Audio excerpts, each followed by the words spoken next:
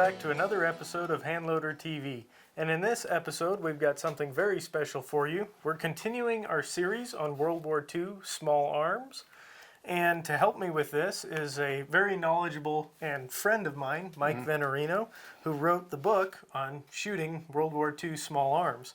And in fact, this is on the cover of this book. That's correct. Why don't you tell us a little bit about it?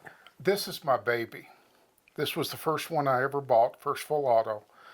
And I was at a gun show in Billings, and I was bored, slightly depressed because I had so many guns and I was losing interest in them. And I spotted this. I grew up on combat TV shows, and oh yeah, these things were all over the movies and TV back in those days. And I said, boy, that would get me going again. Well, I looked at the price tag and I said, holy cow, I can't afford that. So I was driving home with a friend and he said, you should buy that. I said, oh, you saw the price. And he said, yeah, but you've got guns in your vault you haven't fired for 10 years. You could sell them and buy that. I started thinking about it. Got home that night. I said, Yvonne, I found a gun I'm going to buy. She said, that's nice, dear. I said, it's a machine gun. She said, oh, that's nice, dear. I told her what it cost, and she went, choke. Oh, that's nice, dear. And it took a while. You have to go through the paperwork and get it. It belonged to a fellow here in Montana, so I could pick it up. It didn't have to be shipped to me. I cradled it all the way home. That night, I let Yvonne drive, and I just petted this thing. It would be the last one of my submachine guns to go. Really? Yeah. I think the MP40s, there's more practical submachine guns, but it just had it. Right. Something special. Yes. So it's a 9mm. 9mm submachine gun. Mm-hmm. 32 round magazine. 32 round magazine. It was the first submachine gun that didn't use wood, if I'm remembering correctly. The MP38 was preceded this, but it was made with more machine parts. The MP40s were made with stamped parts. Okay. But they're steel. This is some sort of synthetic material here. And it has an extendable buttstock. You push the button, pull the buttstock down, lock it in, and then pivot this piece for your shoulder. See? Oh, okay. Yeah. And the Germans always put their cocking knobs on the left side of the guns. See? Instead of the right, as Americans did. Like this. They fire from an open bolt. Mm-hmm. And this is an unusual feature too. The German troops were jumping out of trucks or bailing out of airplanes. These were common with paratroopers. Mm-hmm. And if they hit the ground with the bolt like this, it would bounce back and then fire around. Oh. So they brought this back and put a safety up there so it wouldn't disengage. So the safety is built into the bolt then? Yes. Huh. And then, so to get it to work, you have to bring that down and then let it go. And it had a 2-leaf sight, one set for, I think it's 100 yards, and the other for 200 meters, 100 meters, 200 meters. That's wildly optimistic. I can imagine. Yeah. But the Germans did well with these in city fighting, especially in the Soviet Union. They're great guns. I fired hundreds, perhaps thousands of rounds through this thing. Occasionally it'll have a failure to feed or something, but it's altogether pretty easy. And of all my submachine guns, this one comes apart the easiest. The easiest, huh? Yeah. So looking at this, on the end towards the barrel here, okay. What is that little piece there for? Well, that's interesting. When they first made these things, this was just smooth. They'd stick them out the view slit of a tank, fire them, and then the recoil would bring them back inside the tank.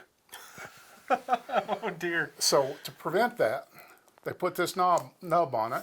You stick it out, bring this back against this view slit, and when you fire it, it can't come back inside the tank.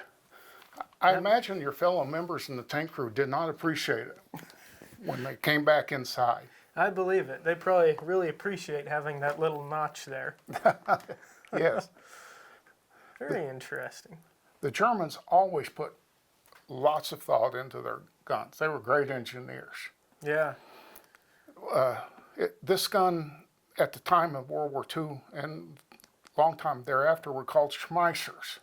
Yes, I've heard that. Yeah. Well, Hugo Schmeisser didn't have anything to do with inventing them. He had something to do with developing the magazines, but he didn't have anything to do with this gun. Really? So that's just a common misconception. Common misconception. Its official name is the MP40. MP40. Machine Pistol 40. This one was actually made in 1941. 1941. Mm-hmm. And they were very prolific throughout the war in Europe, huh? Oh, yes. And a lot of American troops liked to pick them up and use them because they were so much lighter than the Thompsons. Yeah, it is. It is a lot lighter. Mm-hmm. This is another one that you've actually brought down to the wolf shoot, and I got to handle it and shoot it a little bit. And this is another one I remember it being very controllable, especially for how light it was. Mm-hmm.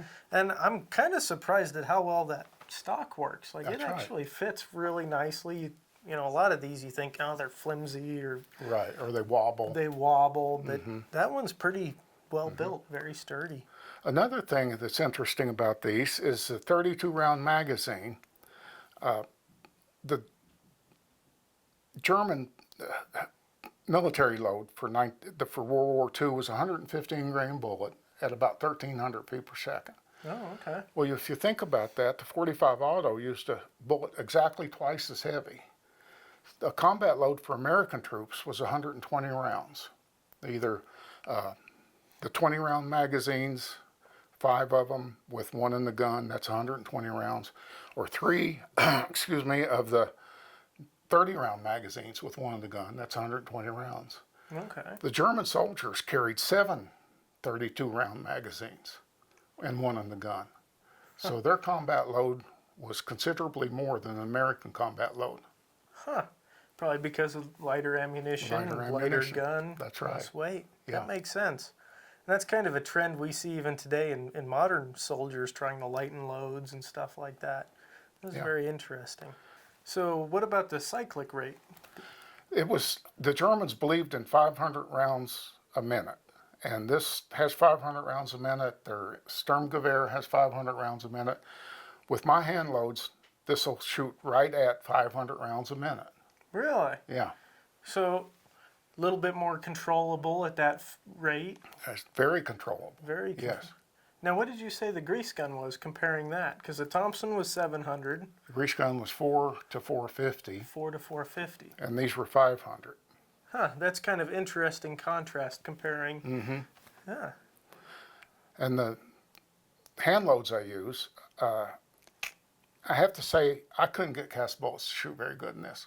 Okay. They leaded badly, but you know, I'm shooting them at 1150, 1200 rounds feet per second. Right. And they leaded badly. So I just shoot jacketed bullets in it now.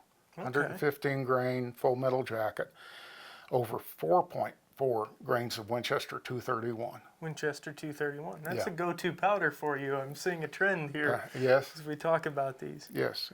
It didn't hurt that I had an 8-pound jug of it when I bought these. Oh, that definitely helps. But it's gone now. Oh, It goes fast with these. I believe it. I believe it. You crank some ammo out. Yeah.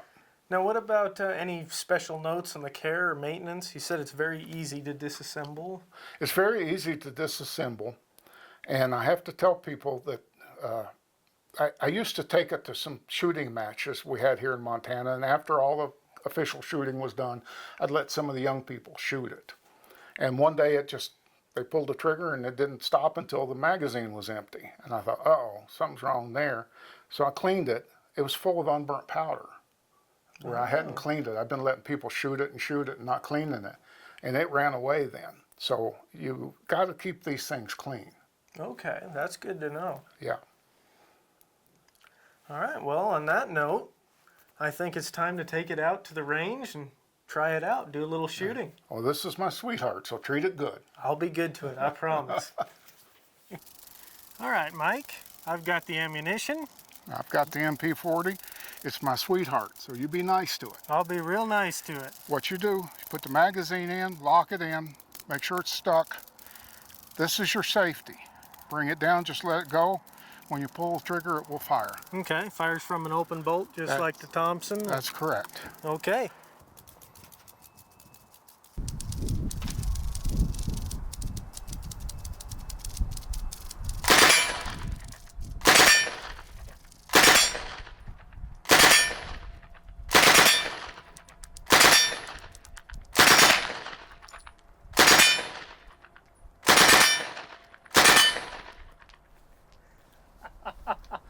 I see why you like this one, Mike. Yeah, that's my sweetheart.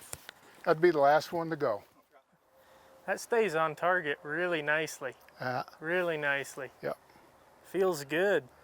The right cyclic rate, the right recoil. Yeah. The Germans figured weapons out. They really did. You can tell how everything it works well together, you know? That is a sweet shooting submachine gun. So we're out on the range and we just finished a long day of filming with all these awesome full autos. And we figured we'd do this kind of all together with all the full autos. So that way we kind of had some time behind each one of them and we could talk about them. We'll have individual videos on each of these awesome World War II firearms. So be sure to check out each one individually. But as far as a conclusion goes, for me, my personal favorite has to be this STG 44, MP44, as this one's marked. Yes. It is a super cool gun. It's the first assault rifle ever made, definitively. And it's a neat intermediate cartridge. It's pretty accurate in semi-auto. Gets away from you pretty quick in full auto, though. Yeah. And then, of course, you got to have the Thompson in there. And again, we'll have individual videos on all of these. But I had so much fun out here shooting these things. I learned so much just listening to Mike talk about them, and we didn't even skim the surface. If you really want to learn more about these classic, iconic, historical firearms, be sure to check out his book, Shooting World War II Small Arms. It's an awesome book with load data, tons of information on it. And Mike, I have to thank you for coming out here and doing this with us, opening up your home, your shooting shack. I have to give a special thanks to Ted Tompkins for being the official Gopher. The gopher. The gopher. I mean, he was running back and forth, brought us lunch, brought us food. I really appreciate that, Ted. And Mike, I don't have enough good things to say about you. I really appreciate this. Shooting your ammunition, your time, your guns, means a lot to me. I'll tell you what, Jeremiah, I had just as much fun sharing it with you, and I'm proud to be included in this. It means a lot to me. And as for my favorite, that's the MP40. It's one of the least practical, but I saw a lot of movies in the 50s and 60s. And they all had those, right? That's right, yeah. For sure. As a young kid, I grew up watching combat and shows like this, so getting to shoot these firearms is really a dream come true. And we got a lot of great performance out of all of them. The Nambu really surprised me with its simplicity and its accuracy. The Lewis gun did pretty good too, but as you were saying, it's not quite zeroed. That's right, yeah. So we got to cut it a little bit of slack. But it was a lot of fun to shoot. Great cartridges. The Sten, a simple mass-produced submachine gun that worked. Yeah. Kind of the same thing with the grease gun. They put it in tanks, as you were saying. And so I got to learn a lot about these. Well, don't forget the M2 carbine. And the M2 carbine. What an awesome, accurate little rifle. If you were in a tough spot, that'd be the one to have. Probably the most practical, you were saying. Definitely, most practical. Most practical. Well, thank you so much for watching. We really do appreciate it.